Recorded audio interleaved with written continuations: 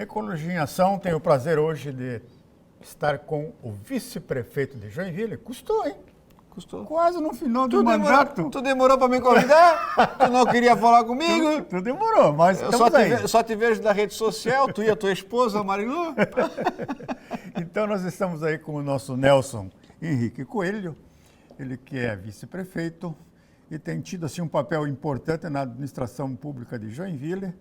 E nós vamos bater um papo, porque com o vice-prefeito, não é o prefeito, não é o vice. Não, né? é o vice. O vice fica sempre de olho e Fica, tentando ajudar, né? É um expectante sempre tentando ajudar. Sempre tentando ajudar. Fazer o possível. Então eu gostaria de conversar com você do que acabou ficando para trás na questão ambiental em Joinville. Vamos falar, por exemplo, com o problema, por exemplo, lá da Vigorelli. Tá. Essa semana a notícia de que caiu lá o trapiche, né? Já estava interditado há algum tempo já. Há tanto tempo, né, parado, Isso, né? isso. Poderia ter sido consertado, né? Ou consertado, ou então, já que estava oferecendo risco, fosse demolido, né? Demolido. Uma né? decisão tem que ser sido feita, né? Mas ele tem uma utilidade ou não tem mais utilidade? Do jeito que está hoje interditado, ele deixa de ter utilidade, né? As pessoas se arriscam lá para usar para fazer uma pescaria, para lançar uma linha, alguma coisa. Já pousei naquele trapiche já. Já pousou? Já pousei naquele trapiche. Barbaridade, estreitinho assim? Mas dava para pousar. Piloto bom, hein? Mas o caso da Vigorelli não é só o trapiche. Eu acho que ali é um projeto assim que poderia ser pensado de uma maneira bem diferente, né? Na área turística, é a única praia que Joinville tem. Né? Isso.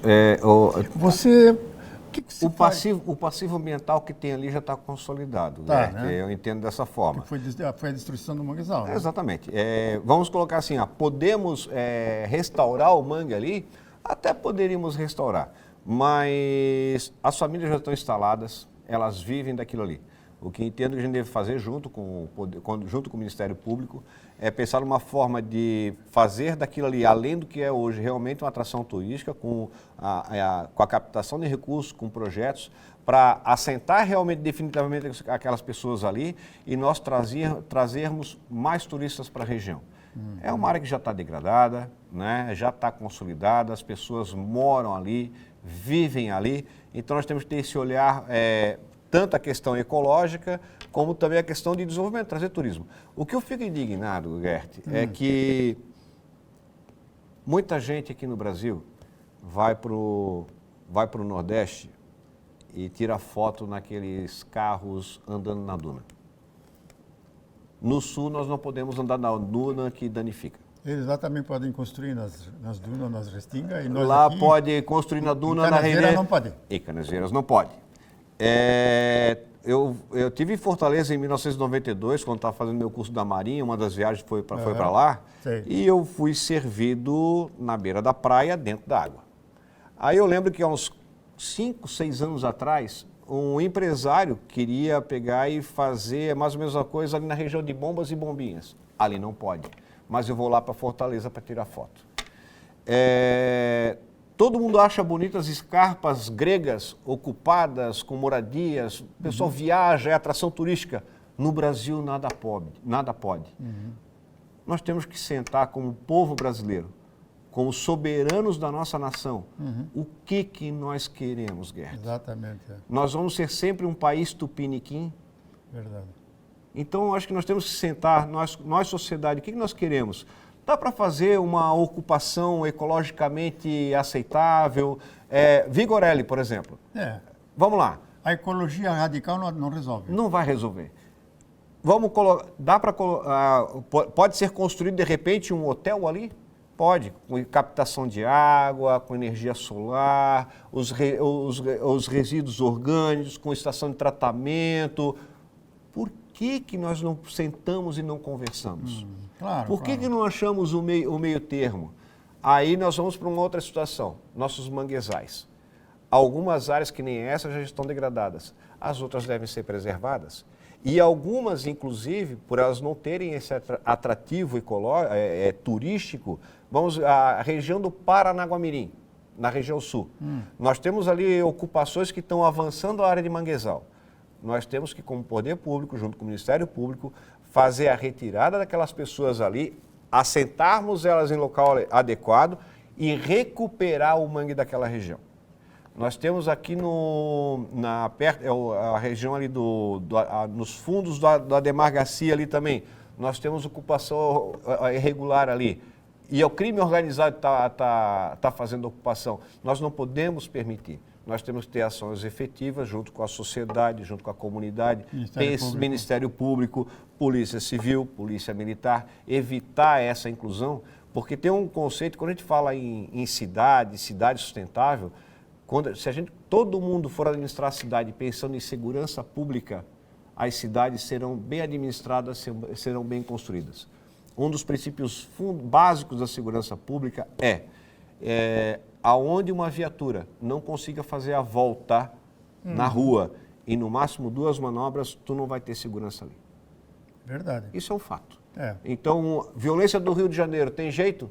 Não tem, porque uma viatura não consegue manobrar. Acabou segurança pública. Exatamente. O crime se instala. Então, nós não podemos deixar que a cidade cresça desordenadamente. Agora, como poder público, nós temos que planejar essa cidade e temos que chamar a sociedade, a Câmara de Vereadores, as entidades para sentar. E o que a gente quer? Exatamente. Não pode ser só da minha cabeça. Exatamente. Eu acho que a Prefeitura de Joinville ela devia ter uma parceria maior com a sociedade civil organizada, né? Eu acho que... governar com a sociedade. Eu acho que ela tenta, mas tu sabe que o sentimento que eu tenho é que a nossa geração, Gert, a nossa geração, ela terceirizou a política, né? Verdade. Nós terceirizamos a política. E tanto que, vamos pensar hoje, quem são os grandes líderes políticos que nós temos em Santa Catarina hoje? Né? Vamos lá, vamos lembrar de Pedro Ivo Campos, Luiz Henrique da Silveira, se acabaram. Temos aí Esperidião Amin, né? Então, onde é que está a formação de novos líderes? Nós estamos, por esse egocentrismo político do poder, nós não criamos lideranças. Não permitiram. Não permitiram. E aí nós abandonamos, nós terceirizamos. E eu acho que pessoas como nós, e aí eu acho que também tem um pecado, Gert, quando a gente fala em sociedade civil organizada, é uma desconstrução da estrutura política brasileira. O legislativo tem que ter a sua participação, ele tem que ser o protagonista, ele tem que estar, porque ninguém via mais no legislativo a resposta ao anseio da sociedade. E aí se foi criando, o vereador não me representa, aquele vereador, aquela legislatura não me representa. Vão criar comissões, mas sem eleição. Resolve, né? Não, e são pessoas ilegítimas politicamente. Exatamente. Vão lá, são pessoas ilegítimas politicamente. Mas eu acho que o povo tem que escolher melhor os seus líderes. Exatamente, nós temos que participar mais e eu acho que nós estamos passando por esse momento. Estamos. Essa disputa entre os extremos está fazendo as pessoas acordarem. Essa bolha, a bolha do politicamente correto, ela se rompeu. E as pessoas estão participando. E aí nós vamos ver pessoas com raiva, com ódio, com rancor, participando. Tem que conciliar a sociedade através de bons representantes. Mas nós vamos passar por esse momento, vai ser necessário. Associações de moradores de bairro. Temos que reconstruir. Os conselhos de segurança, de temos que resgatar, temos que dar mais voz. Eles não podem ser um local apenas para uma discussão política, para eu poder me lançar X ou Y. Exatamente. As pessoas que têm que vir para o serviço público têm que pensar no coletivo, não no umbigo. A Associação de Moradores, elas ocupam áreas maravilhosas dentro do nosso município. Nós temos que dar uma outra razão para elas. Nós temos que conversar. Um movimento que a gente estava ajudando, tem uma entidade que é o Priscila Zanetti, que ele atende 240 crianças lá no Jardim Paraíso, no contraturno. É uma parceira do município e nós precisamos cada vez mais desses parceiros. E ela estava com problema de manter lá no cartódromo. Nós conseguimos, junto com eles foram atrás, descobrimos uma entidade, uma associação, que tem uma área maravilhosa ali próximo do C3. Eles estão agora conversando e vão dar uma outra roupagem para a associação. A entidade vai para lá, trabalhar junto dentro da associação, vai ajudar a associação e vai ser dada uma nova roupagem. Nós temos que ter essas parcerias. as organizações não governamentais, aquelas sérias, corretas. A Priscila Zanetti também tem uma casa de acolhimento de pessoas com necessidades especiais. A mãe Jacila criou uma casa de passagem, que nós somos parceiro dela ali na Demarcacia. Então, essas parcerias, tem várias entidades que são parceiras do município. As pessoas, elas se dedicam com mais amor e muitas vezes com um custo muito mais baixo do que o município. Por quê? Eu fazer um concurso público para contratar alguém para cuidar de pessoa idosa, eu não consigo avaliar o perfil psicológico dela. Nem o sistema legal me permite. Não permite. Não permite. Aí você coloca a pessoa errada para cuidar de uma pessoa... A culpa é minha, não é a dela. Ela está tentando conseguir um emprego, uma ocupação, um local para trabalhar, mas não é o feeling dela. É o sistema que tá exatamente, certo. e essas entidades, o sistema está muito fechado, e essas entidades fazem um trabalho maravilhoso.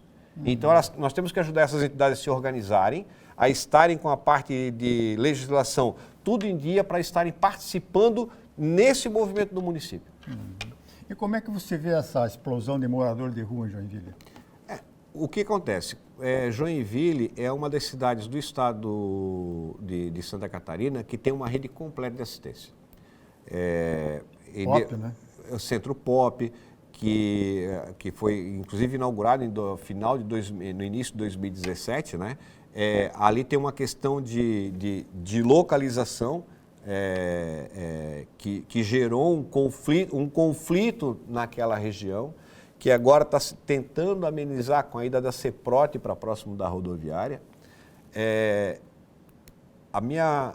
O meu desafio que eu faço sempre para todo mundo, para toda a equipe, é o seguinte: pensem todas as ações pensando em segurança. Quais são as consequências? Eu não posso simplesmente achar que alguma coisa é maravilhosa. Quais são as consequências que aquilo lá pode gerar? Quando tu entra numa casa à noite, tu sabe o que vai acontecer. Tem um cara homiziado lá dentro com uma arma, eu sei que pode acontecer. Eu posso ser alvejado, alguém da minha equipe morrer, mas eu sei os riscos e eu consigo avaliar e calcular os riscos. E ali no momento, na hora, eu estou dentro do município, eu consigo sentar, eu consigo chamar as pessoas, conversar, dialogar, achar soluções, possibilidades. O que vai acontecer?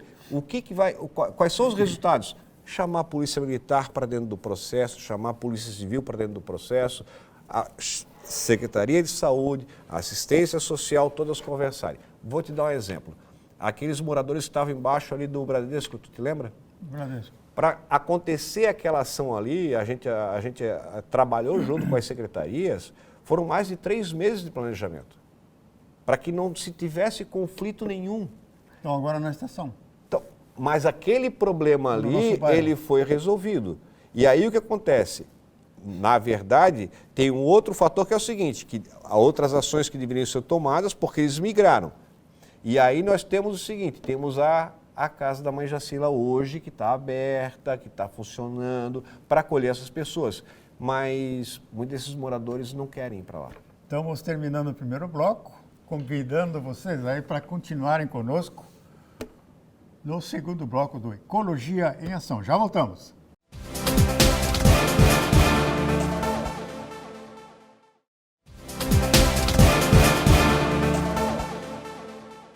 Ecologia em Ação, no segundo bloco, com Nelson Henrique Coelho. Isso. Vice-prefeito, que está aí passando para nós um relatório muito interessante, inclusive com ideias novas para os futuros governantes do município. Na verdade... Você está dando dica muito boa para o pessoal que vai se eleger aí. Espero que use, né? Espero que use, né? Porque a cidade ela não é construída apenas de ideias novas, né? Tudo que passou... A cidade, nós chegamos até aqui, né, Gert? Hoje somos aí a terceira maior economia do sul do país, né? E devemos, nos próximos 15 a 20 anos, chegar talvez ser a segunda, se estivermos sobre uma batida adequada, né? E isso é fruto do que as pessoas construíram, né? Tanto de certo como de errado. Eu acho que os nossos passados eles têm que ser reverenciados, né? E nós temos que pensar na frente. E pensar na frente para nós, eu digo que é também pensar o presente. Eu não posso pensar só lá no futuro, eu tenho que pensar o presente. Resolvi agora. A pirâmide de Maslow, né? Se eu não resolver primeiro aquelas questões primitivas do ser humano, como é que ele vai pensar em querer ascender? E a mesma coisa a sociedade. Eu tenho que pensar hoje, eu tenho que executar hoje, posso pensar no futuro, mas eu tenho que pensar o que está acontecendo no dia a dia. Vamos falar um pouquinho sobre transporte público. Sim. O que você acha que os novos governantes do município, depois da eleição, deveriam enfocar na questão do transporte público? Nós estamos com um transporte bom? Primeiro tem que ser resolvido... o débito. Nós temos que resolver um débito que são de 198 milhões. Né? Segundo lugar, eu acho que... A prefeitura deve para o sistema público de transporte, né? O sistema para concessão. Né? A outra coisa é que realmente tem que sentar com as empresas, tem que sentar com técnicos da área, e nós temos que refazer a licitação do transporte público. Isso é uma coisa que ela tem que acontecer. Nós estamos no modelo de transformação, onde cada vez mais nós estamos perdendo usuários. Aí vai aquela discussão, não usa porque é caro, não usa porque não funciona, não temos que fazer essa discussão. Nós temos que pensar assim, qual é a solução? A solução é liberar o Uber? Ok, vamos liberar o Uber. Qual é o efeito disso para o transporte público? Nós temos que chamar os aplicativos, temos que conversar, temos que dialogar, temos que compreender, porque uma coisa é eu pegar um ônibus que vai lá do Paranaguamirim, para sair o cara vai pagar aquele valor para chegar até em Piraberaba. Ele paga o mesmo valor. Aí o cara que pega aqui na Ponta do Trabalhador e vai ali para o centro, vai pagar o mesmo valor. Porque é taxa. Ou seja, o custo do sistema ele é distribuído entre os usuários. E aí tu vai lá para o Duas Mamas, que tem uma escola pública lá perto, quase perto, lá em Schroeder. Vai ônibus lá. Vai ônibus para lá. Eu estava lá nesse... Quiriri, vai ônibus? Vai ônibus. 36 por dia. 36 por dia. E aí... eu fui num evento lá, num casamento, num sábado, era final da tarde, e aí eu vejo um ônibus lá batendo mola, sem ninguém dentro. Isso é custo. Então, nós... prejuízo. E assim, é custo, não vou dar prejuízo, é custo. Tem que ter transporte público. Essa é a função. O que nós temos que chamar é essa sociedade que entende, que usa, e fazer com que também ela compreenda o que é o sistema de transporte público. A hora que ela compreender o que é o sistema de transporte público, nós vamos ter uma outra observação e nós vamos vir com mais pessoas querendo ajudar que dê certo. Porque hoje eu uso às vezes ônibus, eu pago, eu tenho carteirinha, mas eu acho que tem que pagar. Eu uso para ver como é que funcionam, como é que estão os ônibus, como é que estão o pavimento. Realmente, a buraqueira é muito grande, o ônibus bate demais, porque ele não pode desviar, ele tem que trabalhar dentro da canaleta dele. Tem. Aí a canaleta é torta. Tem um bueiro rebaixado, ele bate lá, a porta abre sozinha, barulho infernal, os assentos são duros, para terceira idade não dá para sentar no ônibus, porque não tem uma almofada, um amortecedor. Então, e por que foi tirada a almofada? Não sei. Nós usávamos, na nossa época, lá atrás, como estudante, os ônibus tinham almofada. Tinha almofada. Mas nós chegamos no momento que as pessoas danificavam, depredavam, rasgavam o banco, riscavam. Aí o que as empresas fizeram? E isso começou lá em Curitiba. Lá em Curitiba começou. Aí em Santa Catarina demorou um pouquinho mais, mas em Curitiba aí virou assento de plástico seco. Por quê? Para evitar o dano. Mas eu acho que no momento que você tem conforto no transporte com ar-condicionado, com assentos bem organizados, separado para idoso, para grávidas, para gestantes, etc., eu acho que o povo passará a usar mais. Passará, eu acho que sim. Mas eu vou provocar uma, não é, a gente discutir um pouquinho melhor. Quem mora no Glória, vamos botar, Campos Sales. Sim. Ali tem uma rua que tem uns 5, 6 prédios ali, né? Mora ali na Campos Sales. E ele trabalha ali próximo da Dona Francisca, perto do Graera ali, do Senai. Vai para o Senai. Ele tem que pegar o ônibus ali, vem para a área central. Da área central ele tem que ir para o Terminal Norte. Do Terminal Norte ele tem que ir para onde ele quer ir. De bicicleta ele vai mais rápido. De carro ele vai mais rápido. Quem é que vai escolher o transporte público para essa situação? Tem que reestudar as Nós linhas. temos que fazer um reestudo das linhas. E hoje nós temos, eu acho que junto com as empresas, que hoje são os grandes bolsões de emprego em Joinville, tentar compreender melhor. Todo mundo fala que a zona sul é a área dormitória, né? Nós temos que rever isso aí. Nós temos que levar mais empresas, mais indústria para a zona sul, para fixar o profissional mais próximo da sua área de trabalho. Esse é o conceito mais moderno. É o mais moderno. Nós não podemos também criticar o que foi feito. Na verdade, no passado se pensava o seguinte, eram as grandes chaminés, o vento predominante na nossa região vem da praia para a serra, então eu boto a chaminé lá, o vento vai jogar toda a chaminé para lá. Por isso foi escolhido o norte. Isso foi um pensamento numa época. Foi um pensamento numa época. Nós não podemos criticá-los. O que nós temos agora é pensar nesse momento como nós vamos incentivar que empresas se instalem na região sul. Macrodrenagem. O que você acha? O projeto vai até o fim? Tem que terminar esse projeto? O projeto tem que ser terminado. Né? Ele tem que ser terminado.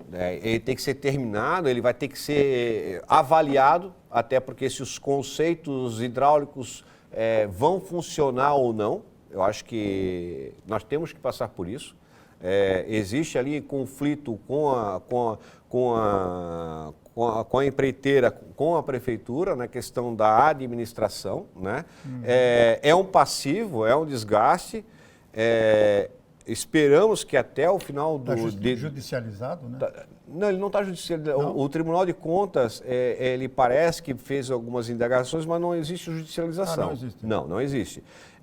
Existe uma disputa entre a empreiteira, que quer alguns reajustes, e o município que não concorda, né? Existe a questão de mudança do processo construtivo, que se mudar tem que alterar e tal, é pior ainda. Então, essa discussão, essa equação que está sendo resolvida, né? Eu acho que eu entendo, não acho, ela tem que ser terminada, ela tem que ser concluída, inclusive para validar os conceitos hidráulicos previstos no projeto. E temos que, sim, repensar o processo de novos projetos de macrodrenagem, tanto de execução como de tempo de conclusão, para que nós, desse processo, nós tenhamos a experiência adequada para exercer melhor ações no futuro. E tem que também olhar um pouco para a parte comercial, né, do comércio, né? Tem, mas... E hoje o comércio foi muito prejudicado. Foi, o pessoal, tanto ali da Otto Bem, a área central, tem prejuízos, que esperamos que com a conclusão da obra, né, aquela área ali, ela consiga voltar até a sua vida normal. Muito bem, vamos ver mais algum tema aqui que nós podemos conversar. Fundação 25 de Julho. Isso dá para, no futuro governo, como é que você vê? Fica a Sama como está hoje? Aqueles antigos projetos que beneficiavam tanto o agricultor, eles vão ser modernizados, vão ser renovados? Novos projetos. Não posso muito falar de futuro, né? Eu posso pensar como é que nós entendemos, né? Existiu um motivo que fundamentou a extinção da fundação, né? Em tudo no serviço público, às vezes uma decisão, tu demora para ver quais são os reflexos, quais são os resultados, né? Então, acho que está nesse momento de maturação, de reflexo de resultado, mas entendo que a fundação, a Unidade de Desenvolvimento Rural, o 25 de Julho, é uma marca, é um símbolo de Joinville. É um símbolo da nossa região rural. Colono, né? O 25 de julho é uma homenagem ao colono. Então, eu acho que, entendo que nós temos uma cidade urbana que tem a maior colonização rural dentro da cidade. Nós temos uma maior área rural do bem dizer do estado e produzindo. Nós temos ali a questão da APA, né, que agora está sendo aberto edital para fazer a composição do conselho gestor da APA, que é importante que as pessoas entendam e que queiram pensar no coletivo, participem daquilo ali, porque são vidas ali que estão em jogo, são pessoas que vivem daquilo ali, são tradicionais, aquilo tem que ser visto com carinho, tem que ser visto com atenção, a água é importante. Mas as pessoas que moram lá e que ajudaram a desenvolver a cidade também são importantes. Claro. Então nós temos Mas que... elas podem ser as conservacionistas. Mas como é que nós temos que fazer isso? Compensação. Compensações. Se eu sou produtor de água, eu vou receber como sou produtor de água. Eu mantenho a minha floresta em pé. Gert, nós temos que entender que nós estamos passando por um processo de amadurecimento cultural. Na Europa, principalmente na Alemanha, não tem caminhão de lixo passando recolhendo teu lixo na tua casa. Né? Tem um local onde as pessoas vão lá e colocam o lixo. Tu tira da tua casa e tu vai lá. Eles diminuem o custo com isso.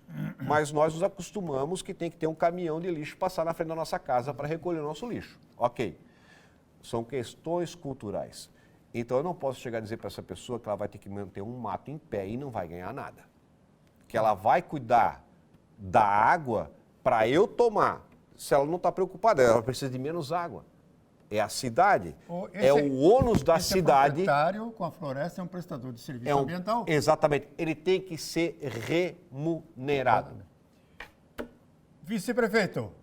Obrigado, Gert. Terminando. Manda um abraço para Marilu, parceira da rede social. Terminando E aos teus ouvintes, programa né? Ecologia em Ação. E o nosso canal aqui fica aberto para o Nelson Coelho. Sempre que me convidar, estou à disposição. disposição. Mais vezes, não, né? eu acho que... Tem bastante tema aqui na pauta que a gente não falou ainda. Não levantamos, né? Mas vamos lá. E você, como um jovem Obrigado! Obrigado. Está com ideias muito interessantes. Eu acho que essas ideias têm que ser bem aproveitadas. Tomara. Muito obrigado Vamos pela conversar presença bastante no Ecologia em Ação. Até o próximo programa.